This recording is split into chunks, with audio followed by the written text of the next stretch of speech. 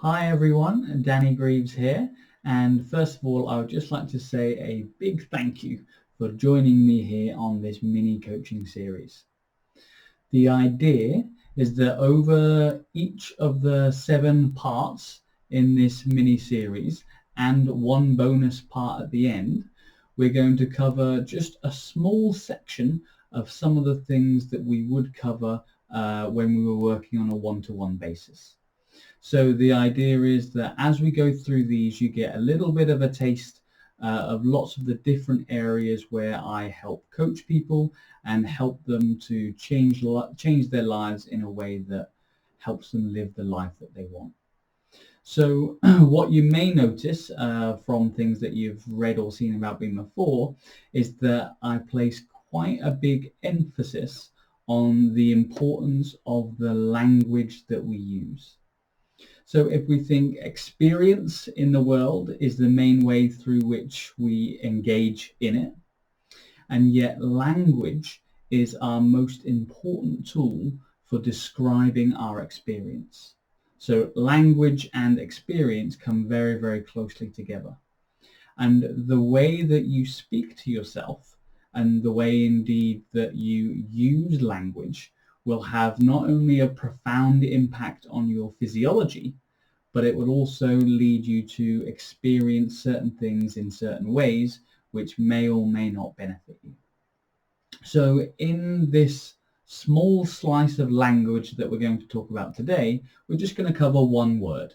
And I'm just going to give you a glimpse of how just one word can either transform your life or it can keep you feeling stuck. Okay? And that word is the word why. And why questions have such an importance to our lives. Let's go through a few reasons how that actually works. So if you've got a pen and paper handy, what I'll ask you to do is just scribble down a couple of answers to these questions. So first of all, if I was to ask you, why do you get up in the morning? Okay, why do you get up in the morning? And just notice what comes to mind when you ask yourself that question. Do you immediately have a sense of purpose and immediately have an answer that just rolls off the tongue? Or is that something that leads you to feel a little bit uncomfortable, a little bit uneasy? And is it something that you struggle to come up with an answer for? So just by having a clear why in terms of why we get up in the morning can either wake us up with inspiration, with energy, with motivation, with discipline and with focus, or it can lead us to want to hide under the covers, to hide away, to feel demotivated, to feel frustrated, and all from just that one little question. So if you haven't got sort of a really clear why, that might be something that's very much worth investigating. And for now, just when you ask yourself that question, notice what comes up. Okay? The second question and the second use of the word why is I'm going to ask you to answer this question. Why have you chosen now to take some action? So what caused you to log into this mini-series? What led you to think, right, I want to make a change in some area of my life? So why now? That's the simplest way of putting it. What has been happening in your life that has caused you in this moment to think, I'm ready to make a change?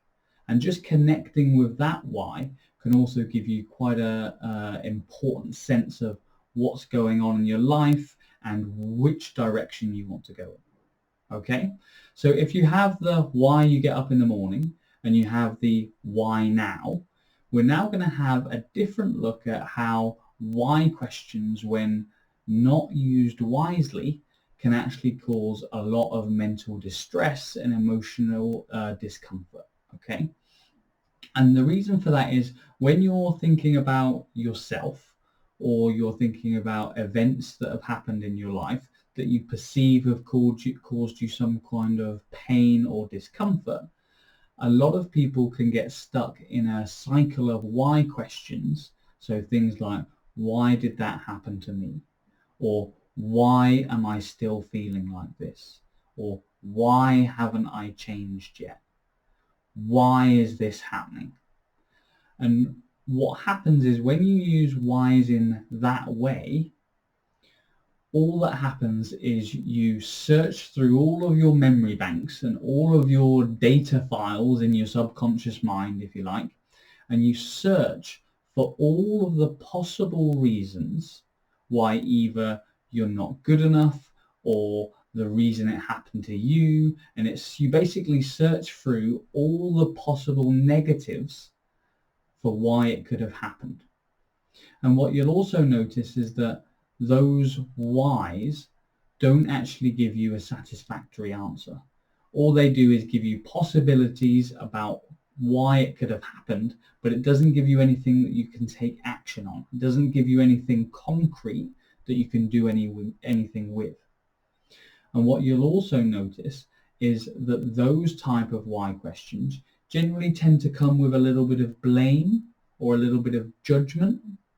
So not only do you serve up all the possible negatives for you to think about, they all come with blame and they all come with judgment. And what happens is when you get into that spiral, the why questions will just keep you spinning. And if you ask yourself what happens in your body when you ask yourself those why questions, what you may well notice is a heaviness or and it brings on a negative internal state and a negative chemistry. So if you're going about your day and you're asking, why am I feeling like this? Why did this happen to me? Why haven't I changed this yet? Then what happens is you're perpetuating that cycle of negative chemistry.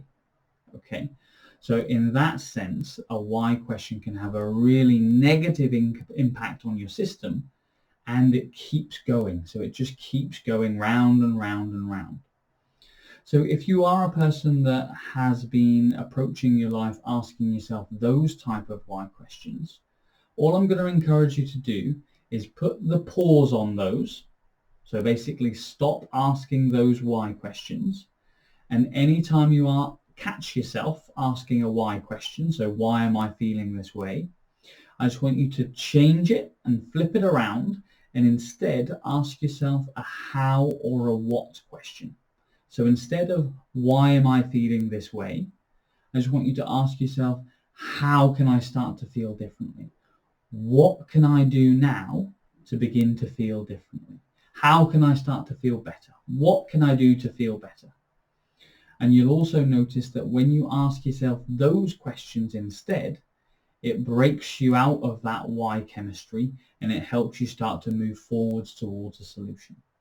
Okay, so just one simple word, a 3-letter word, why. If you're using it in ways that empower you, it gives you inspiration, energy, and motivation. If you're using it in other ways, it can cause you to perpetuate cycles of stress, of worry, anxiety, creates a negative internal state, and it can really get you stuck in quite a negative place. So just pay attention to the way you use why questions, and that's just your first glimpse of what happens when we help you explore the language you use and the impact that that has on your nervous system.